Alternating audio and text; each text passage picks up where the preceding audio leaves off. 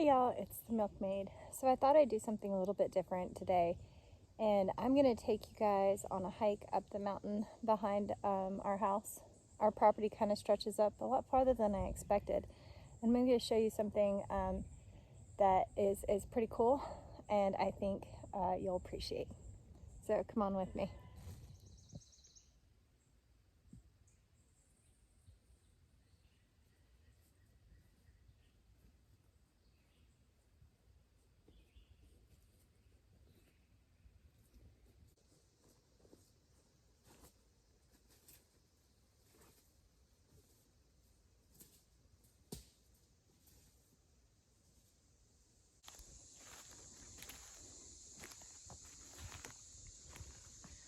I'm following that creek up to its origination, which disappears but then pops up into something special.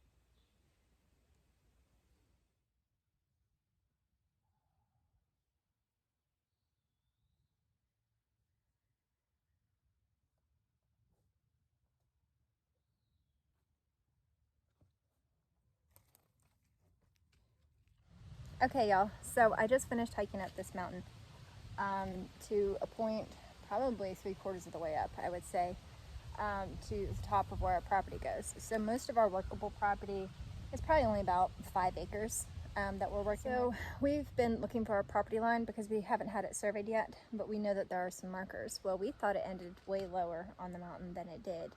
And we had a neighbor that came and showed us what we were looking for. We had heard that there was a spring box or a spring head up at the top that had been used originally to supply water to the original, I would assume it was a homestead built back in the 1930s.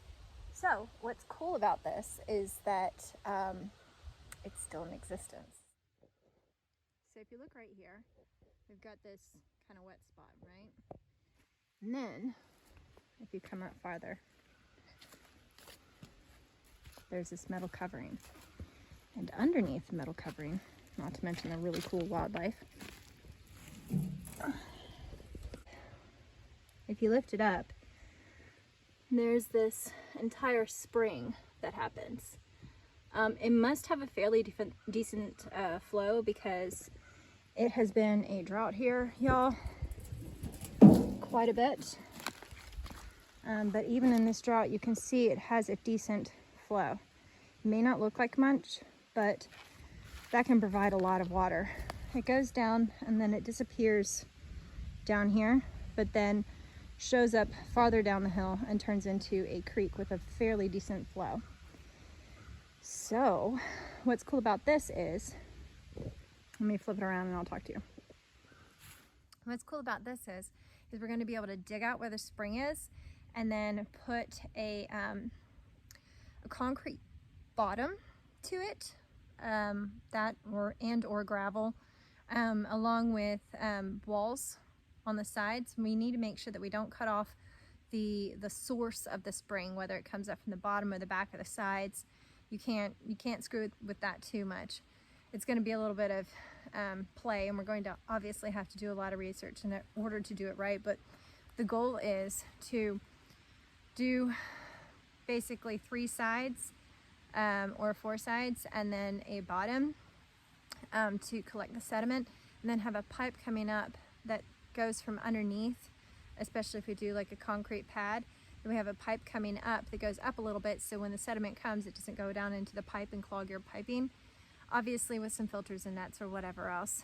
But that pipe will then go to a buried IBC tote that we will have a little bit farther down, that will have an overflow valve that will connect right into where it generally leaks out, the spring does. So we're not really going to disrupt too much going on, but what we'll do is we'll be able to have like a contained IBC tote full of water that will refill fairly quickly. I mean, if it has this kind of flow in the middle of the drought in July, we should actually be pretty good. So the nice thing is we'll have that tote, we'll have it buried. Then we're gonna run some piping. We're gonna trench it in so it's below the frost line, so it'll be frost free year round. Run it all the way down the hill. It'll probably be, oh gosh, probably every bit of 15 feet of piping. 1,500 feet of piping that we're gonna have to run down. It's gonna be a little tricky, but we'll do that. And that way we'll run it all the way down. We may do some storage tanks down farther, but sorry, mosquitoes in wet area. I haven't dealt with mosquitoes all year because it's been so dry, but in these wet spots, they definitely are alive and well. And that way we have running water down at the house that basically we could tap into anytime we need it. Really exciting stuff, especially when the power goes out, and that it's also going to be available in winter, which is pretty exciting. So let me show you the incline, or rather the decline going off of this, so that you can see what's going on with that. You can tell it'll go straight down through these woods. Now we'll have to kind of go around the rocks and stuff like that and the tree roots, but we should be able to follow a path right down that way and then follow it to probably where our barn is, that's located above the house, and have a spigot there that we can then use the water that gathers in the tank that will continually flow into the tank. So this is a huge boon, guys. I don't know if you can hear my excitement. I'm a little exhausted from hiking all the way up here, but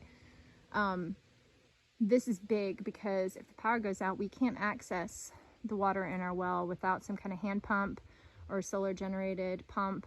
But in the middle of a drought, we've got all that water still. And it has been, well, we got some rain last night, but for the most part, we haven't had good water for weeks. Just a scattered little tiny rain here and there, but for the most part, nothing. So this is gonna be huge. So I wanted to add a quick point. One of the things that I try to practice when I walk up here to check this out when we were looking for it earlier is to walk quietly through the woods. I suck at it. I sound like a rambling bear. So I've been trying to work on it. Just, you know, finding those spots that don't have a lot of twigs or that have like more wet leaves versus dry, or stepping on a log or a stone or something that won't make any noise. And one of the ways I test this is that we have neighbors behind us who raise rabbit beagles, who will bark at absolutely everything. If they smell you, if they see you, if they hear you, they will bark. So that's actually kind of nice because it is a way to test my skills in doing that when I'm walking up. I also try not to run into spider webs because then I tend to screech. So I do look out for that too. Sometimes I'll even take a stick ahead of me and just kind of, it's just nicer that way. The other thing I try to do is learn where the deer trails are. So deer trails are all throughout these woods. But one thing I've noticed, if you have livestock or if you have deer, if you walk along a deer trail or a livestock trail, they generally take the path of least resistance, which means generally it will actually follow a path that is less steep or difficult or anything else like that. It ends up saving you energy. There's a reason why they take that same path every single time. So I kind of try to look out for that. I still suck at reading nature, but I'm trying to learn. And it's worth practicing. If you go out, just try to notice the trails, and you'll notice them after a while. They'll be kind of a smoother area, a path that meanders, and you won't see a whole lot of branches in your way either, because just like us, they don't really like to dodge everything. They will if they have to, but if they're just walking through every single day, they're going to take the path of least resistance, which is good for us as well, because then we can follow that as well. So I thought I'd throw all those things out there as just kind of like the things that I go through when I'm out back and just taking a moment in the woods, which is really nice. And wanted to show you guys my little water project. I hope you guys enjoy that, and I'll talk to you later. Bye. That didn't work. The last point